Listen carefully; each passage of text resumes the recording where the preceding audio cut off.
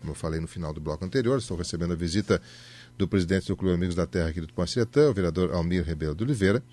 Ele que também é vereador aqui em Tupã-Siretã e nos visita trazendo uma preocupação. Ele há anos tem acompanhado essa questão aí do Código Florestal, das fiscalizações, né, a questão do CAR, das ADINs, e gostaria de externar, através desse programa, algumas das suas preocupações, levantar alguns questionamentos aqui para a nossa comunidade. Claro que isso tem um impacto primeiro no setor produtivo, né, no produtor, mas também como consequência em toda a nossa sociedade, porque nós temos um envolvimento básico, quase que único, com a produção rural. Almir Rebelo de Oliveira, bom dia, como é que está? Tudo bem, Almir? Bom dia, Miguel, bom dia, ouvintes, tudo bem. Almir, você ontem me ligou que estava acompanhando um julgamento no nosso Tribunal Superior lá, e preocupado com o andar desse processo, você disse, será que haveria uma possibilidade de um espaço para a gente poder repercutir um pouco do que está acontecendo e as minhas preocupações com relação ao resultado desta questão? É claro que é com um prazer que recebemos você aqui e gostaríamos de ouvir, então, quais são as suas preocupações, o que lhe traz, o que lhe deixa preocupado nesse momento? Bom, Miguel, como a gente participou muito forte dessa discussão com relação ao Código Florestal, porque isso foi uma sequência da discussão da biotecnologia, que as pessoas que trabalharam muito contra a aprovação da Lei de Biossegurança no Brasil foram os mesmos que depois lutavam contra a aprovação do Código Florestal. E ficou assim, algumas sentenças dos ambientalistas contra o produtor rural. Tipo assim, vocês ganharam na Lei de Biossegurança, mas nós vamos pegar vocês no Código Florestal. E nós já começamos a tratar desse assunto, afinal, vão nos pegar no quê? Né? E aí a gente articulou isso e chegamos a trazer em Tupã-Siretã o relator do Código Florestal. Eu lembro. E teve algumas reivindicações, umas quantas reivindicações nossas, principalmente que era importante para o ambiente e para o produtor, dentro do contexto que estava sendo apresentado, que tinha um grande objetivo, era prejudicar o produtor rural.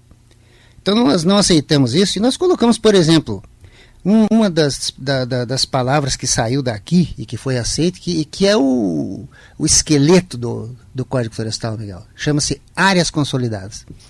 Então isso foi uma reivindicação nossa. E a gente sabia que, assim como na Lei de Biossegurança, teve algumas palavras-chave que a gente usava para testar quem estava contra nós, para ver se isso repercutia ou não. E no caso do Código Florestal, o termo áreas consolidadas era essa palavra-chave. Então, por que isso? Porque nós víamos de uma história brasileira onde o governo, por exemplo, desenvolveu até projetos chamados de Provárzea, onde mandava os produtores plantar nas várzeas. E aí ficou, principalmente a cultura do arroz. E aí ficou agora veio aquela questão assim, mas a várzea do arroz, ela é uma várzea ou é um banhado? Então tinha uma dúvida entre várzea e banhado. E o pessoal queria que o arroz fosse banhado. Até se chamava, que se planta arroz nos banhados e tal. Um termo, se convencionou isso.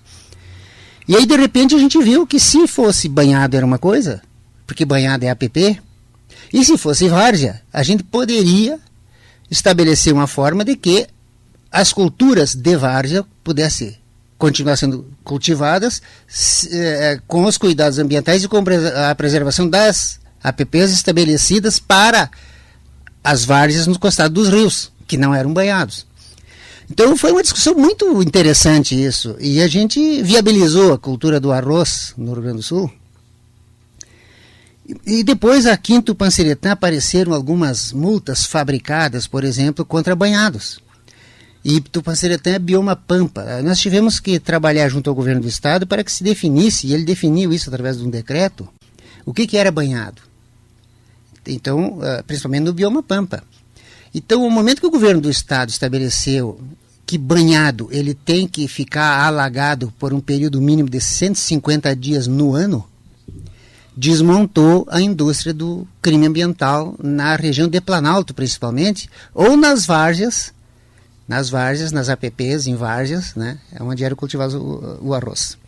Bom, isso aí deu uma polêmica muito grande, e as pessoas que não aceitavam isso, eles disseram para nós que iam, através isso eram ONGs, ambientalistas, e eles disseram que eles trabalhariam junto ao Ministério Público Federal e chegaria ao Supremo Tribunal Federal. E eles fizeram isso através de ONGs, junto com promotores públicos federais, procuradores da República e tal. Eles apresentaram lá umas 5 ou 6 ações diretas de inconstitucionalidade, que é a ADIM, contra, principalmente, porque o nosso Código Florestal, Miguel, a gente estabeleceu as regras gerais e as regras transitórias. E essas regras transitórias, elas eram a favor, vamos dizer assim, do produtor rural. Por exemplo, a lei antiga do Código Florestal dizia que se tu tinha uma sanga na tua propriedade de até 10 metros de largura, tu tinha que deixar 30 metros para cada lado da sanga como APP. E nós entendemos que a nossa realidade hoje, através das áreas consolidadas, que já faz lá 50, 60, 200 anos que tem produtor produzindo próximos às margens dessa sanga, sem nenhum crime ambiental, sem nenhuma consequência danosa para o meio ambiente, a gente entendeu que essas áreas seriam consideradas consolidadas e, de acordo com a largura desse rio, ou dessa sanga, poderia ser menos dos 30 metros, até porque tinha muita gente que morava no costado da sanga, tinha o parreiral na beira da sanga, tinha as frutíferas, tinha as hortas, tinha a pocilga, né, tinha o estábulo. Então, uma realidade que mostrava que aquilo não era crime poderia, então, de uma forma moderna, ser administrado. E se a gente conseguiu isso? Pois exatamente isso, quando a gente determinou a área consolidada, faz parte de quase todas as ADINs. E agora, que a gente não queria que julgasse, porque nós produtores, nós não temos ainda um mecanismo de pressão em cima dos juízes do STF, como tem as ONGs.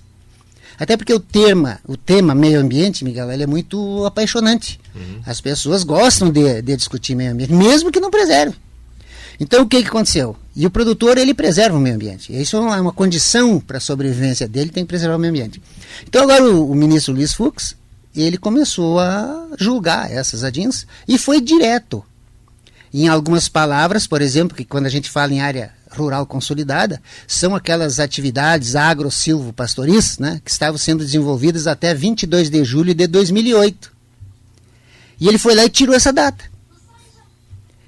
Ele está tirando, aceitando como inconstitucional, tu determinar uma data, para que antes fosse crime, depois não é, ou antes era e agora não é, ou antes não era e agora é. Então, assim, essa data era a palavra-chave da área consolidada.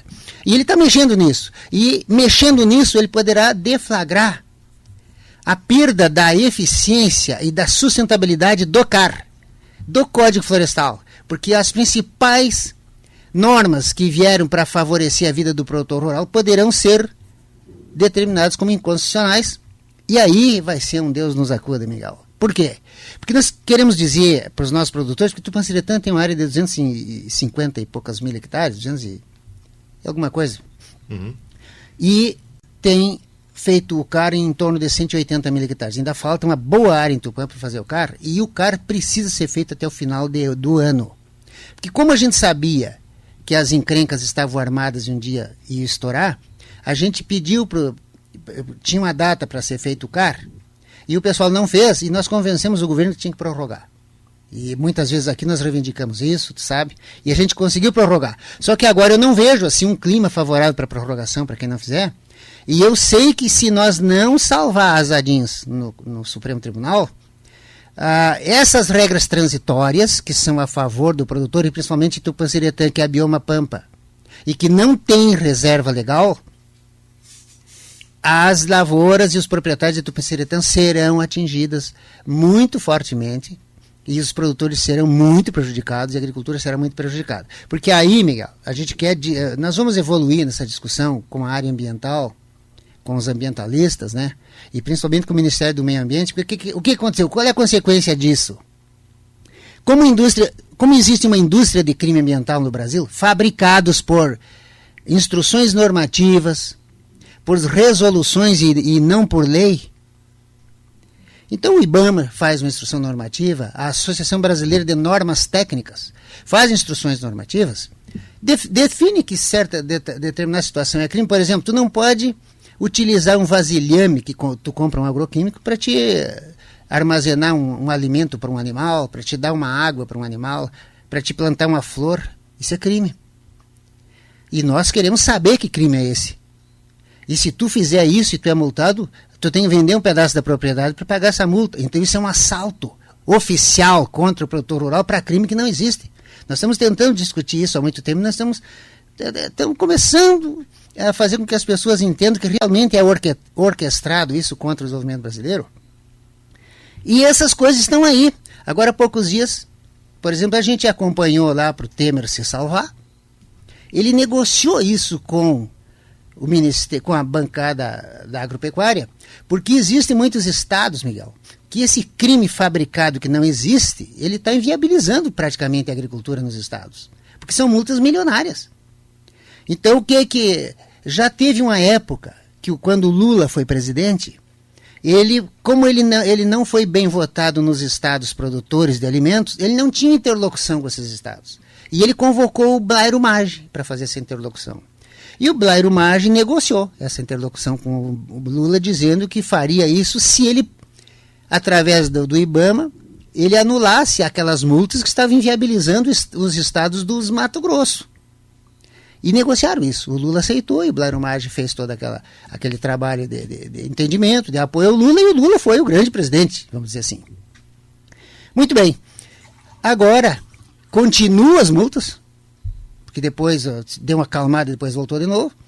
E agora a bancada federal agropecuária resolveu salvar o Temer, mediante também que ele perdoasse muitas multas que estão inviabilizando alguns, principalmente a região do Mato Piba. E esse perdão, ele foi dito assim, se as multas têm que ter um desconto de 60%. Aí o Sarneyzinho, que é um mafioso internacional, representante da ONG, é o Ministério do Meio Ambiente, onde ele ouve as ONGs e não ouve o produtor rural. Eu já tive várias vezes em audiência com ele. Então esse Sarneyzinho negociou com o Temer para que essas multas tivessem então um perdão de 60%, mas os 40% que seriam pagos seriam para capitalizar os setores de fiscalização e as ONGs que vão ajudar a fiscalizar. Porque quando nós aprovamos o CAR, que foi definido que o CAR é um instrumento eletrônico público, então nós dissemos, isso agora o Sarney e as ONGs vão pegar através do CAR, vão vir na propriedade direto de cada produtor através do Google e vão achar e vão fiscalizar através da internet. E é o que está acontecendo já. E existe a indústria do crime, porque o produtor rural, tem muitos segmentos dos produtores rurais que se um não gosta do outro, ou se um tem um partido e não gosta do partido do outro, um denuncia o outro. E eu estou te falando isso porque quando os movimentos sociais de Tupanciretã me denunciaram para a Polícia Federal que eu era um traficante de soja transgênica, eu fui várias vezes na Polícia Federal e lá estava uma pilha de praticamente todos os produtores de Tupanciretã denunciados.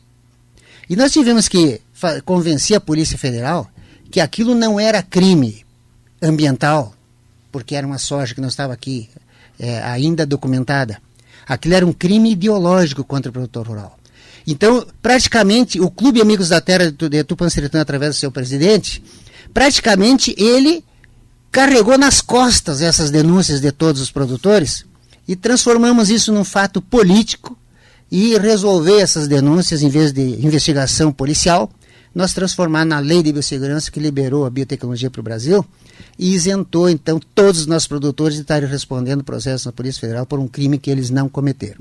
Então, agora o que está acontecendo é que está chegando as denúncias, e isso, quando nós tivemos aquele fórum aqui em Tupanciretã com o Ministério Público, vinha aqui discutir os impactos dos agrotóxicos, foi um aviso que eles iam vir aqui e iam começar fiscalizar em algumas propriedades, principalmente quem tem armazém, para ver como é que está essa atitude do produtor na questão dos vasilhames, que tipo de produto ele está comprando, se isso está dentro da legislação, se não está, ele está sendo multado. Já esteve aqui, o pessoal do CREA já está fazendo uma primeira visita em propriedades de armazém, e depois está vindo Secretaria da Agricultura com o IBAMA, estão vindo fazer fiscalização em produtor, e tem alguns aspectos que são importantes dessa fiscalização, principalmente, Miguel, porque os produtores, alguns produtores, se tem notícias que na região toda de produção, em função do alto custo de produção que tem no Brasil, estão trazendo produtos do Uruguai, da Argentina, agroquímicos, para serem utilizados nas suas lavouras na tentativa de diminuir o custo de produção. Aí, o pessoal do IBAMA, por exemplo, está levantando uma questão, que isso é proibido. É um produto contrabandeado, vamos dizer, e que isso é proibido, e eles vão pegar e vão multar e vão as últimas consequências com relação a isso. Eu ouvi uma entrevista da presidente do IBAMA, do Rio Grande do Sul, chamada de Cláudia Pereira, onde ela disse que alguns produtores de arroz e outros produtores estão dizendo que eles estão, está sendo encontrado nas propriedades vasilhames, né, dessas embalagens desses agroquímicos que não são daqui, e os produtores estão dizendo que estão fazendo isso para diminuir o custo de produção. E aí, o diretor do IBAMA disse que isso não é um problema do IBAMA, isso é um problema do produtor resolver em Brasília, porque eles vão aplicar a lei e vão, então, multar o produtor. E são multas para quebrar o produtor. São multas, assim, de 700 mil, de 1,5 milhão, né? Então, isso é uma coisa que, sem fundamento, porque eles se baseiam em ABNT, que é a Associação Brasileira de Normas Técnicas, ou instruções normativas, que só uma instrução normativa, por exemplo, tem 300 itens. Nunca ninguém diz para o produtor que itens são esses, e então, em consequência disso, eu já estou com a informação, eu ouvi a entrevista da presidente do IBAMA, onde ela disse que então os produtores têm que se queixar em Brasília, porque isso não é problema do IBAMA se lá os caras estão trazendo produtos de outros estados, de outros países, e que isso não tem importância nenhuma. Eu quero dizer para ela que tem sim. Porque quando nós aprovamos o Código Florestal, Miguel, no seu artigo 74, nós dissemos que o Brasil não pode importar alimentos de países que produzem esses alimentos em condições ambientais que não sejam as mesmas exigidas no Brasil. Então, se o Uruguai e a Argentina estão produzindo arroz, utilizando os produtos químicos lá, que os produtores estão contrabandeando trazer para cá para diminuir o custo da produção, o Brasil não deveria comprar esses produtos que foram plantados e tratados com esses insumos. Só que um erro não justifica o outro. Nós precisamos discutir no Brasil a carga tributária em cima dos insumos. Por isso que os insumos brasileiros são muito caros e levam os produtores a buscar outros insumos. Mas outra coisa importante que eu quero dizer aqui para os produtores é que se nós não derrubar, se nós não se agarrar com a Carmen Lúcia e com o Gilmar Mendes, já ouviu falar em Gilmar Mendes? E aqueles juízes bastante polêmicos, pois aqueles juízes polêmicos agora eles vão ter que salvar o produtor rural. Se eles estão fazendo tudo errado lá, mas essa de salvar os produtores vai ser uma coisa certa que eles vão fazer. Porque se eles não salvar o produtor, Miguel, quem não fizer o CAR, ou se eles não considerarem áreas consolidadas, todas as vantagens que nós conseguimos com o CAR poderão ser perdidas.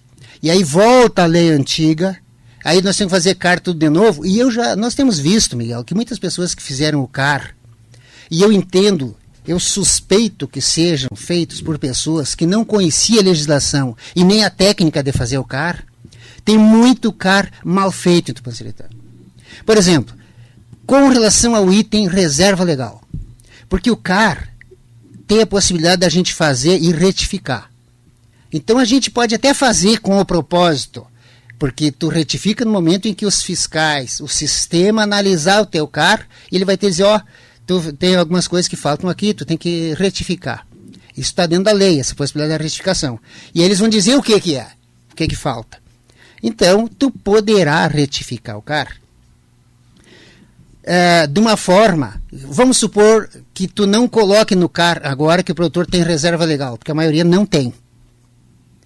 Se tu botar que ele não tem reserva legal, poderá ser questionado e o produtor vai ter que colocar no CAR a reserva legal. Só que nós aprovamos na lei, porque a reserva legal hoje dos produtores rurais do Tupanciretã são lavouras.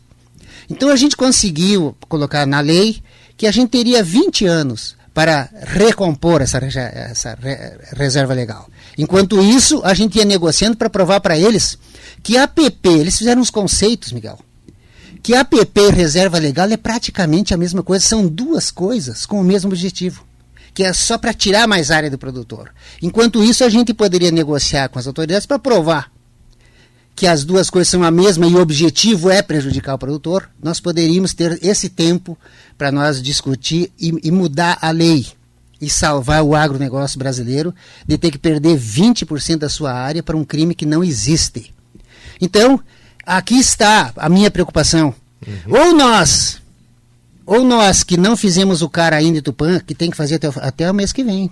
É preciso ser feito, e eu recomendaria que se fizesse o CAR, porque nós temos que fazer de acordo com essas normas que nós fizemos a favor do meio ambiente e do produtor rural. Porque o produtor que não fizer, ele vai ter que um dia poderá ser questionado sobre isso.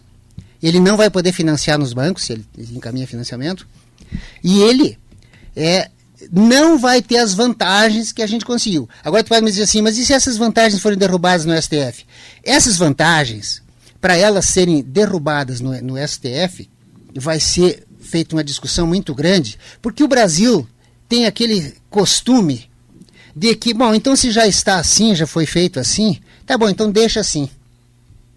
Quem fez assim, então deixa assim. Poderá acontecer isso. Ou então tem que mudar tudo. E se mudar tudo, vai ser um horror para o produtor e para o Brasil. Então eu entendo que há um espaço para uma negociação e que a gente chegue a um entendimento que seja menos prejudicial ao Brasil. Agora, quem não fizer o CAR, a lei diz que aí, no momento que venceu o prazo, volta à lei anterior e em vez de 5 metros de cada lado na sanga, vai para 30, se a sanga for até 10 metros, ou vai para 50 metros de cada lado se a sanga tiver de 10 a 50 metros. Quer dizer, se tiver 11 e o fiscal chegar e determinar que é 11, é mais de 10 a 50 metros de cada lado. Isso é um desastre contra o produtor rural. Então são essas preocupações, Miguel, que eu quero dizer aos nossos ouvintes e produtores, que nós precisamos conversar com as nossas entidades, porque nós já conversamos com o CREA, agora pedindo para que eles segurem isso até o final do plantio, para que as pessoas plantem. E depois a gente vai discutir o que tem, se falta documento ou se não falta documento. E eles estão sinalizando sempre a gente que provavelmente eles vão aguardar esse tempo. E também nós estamos, através da nossa AproSoja e o Sindicato Rural, já se falou com o pessoal aí do IBAMA, e de Secretaria da Agricultura, nós vamos tentar articular uma reunião com eles, Miguel, para que eles venham aqui dizer para os produtores, olha, as normas que nós temos lá são estas, e diz isso, para orientar o produtor. O produtor está recebendo aí multa de coisas que ele nunca ouviu falar. Então o produtor precisa ser informado do que não está bem, para ter um prazo para consertar isso, e se não consertar, então vir com multa. Porque senão a gente está vendo que é uma farsa, é uma armação contra o produtor rural, e isso a gente sabe a origem. A origem é na Inglaterra, com o seu príncipe Charles, que ele tem ONGs internacionais contra o desenvolvimento brasileiro, ele não tem feito cerimônia para dizer isso. E aquela vez, quando nós enfrentamos que a biotecnologia, também eles eram contra. E eles fizeram uma reunião em Amsterdã, na Holanda, onde, lá na sede do Greenpeace, e eles definiram que o Brasil não teria biotecnologia. E vieram para cá para cruzar por cima de nós, porque eles nos tratam como um produtor rural de uma 5ª categoria. E nós vamos provar para eles que na questão da agricultura, Miguel, o Brasil hoje tem uma das agriculturas mais modernas do mundo. E precisa ser respeitado isso. Então, é muito bom que tu tenha me dado esse espaço para me dizer para os produtores e para as nossas entidades, ou nós nos mobilizamos, ou nós vamos entregar de bandeja para essa gente que está aí para prejudicar o país. Eu estou falando isso com muita tranquilidade, porque a gente já enfrentou essa situação. Eu sei o que eu estou falando. Eu sei o que está armado contra o produtor rural. E mesmo que o produtor rural ache que isso não é verdade, ele acha que não, isso chega no fim, não pode acontecer, porque o agronegócio é o principal setor da economia brasileira. É verdade. Só que o agronegócio que está produzindo, ele não está estruturado para estar lá toda hora em roda de juízes do Supremo Tribunal, como as ONGs estão.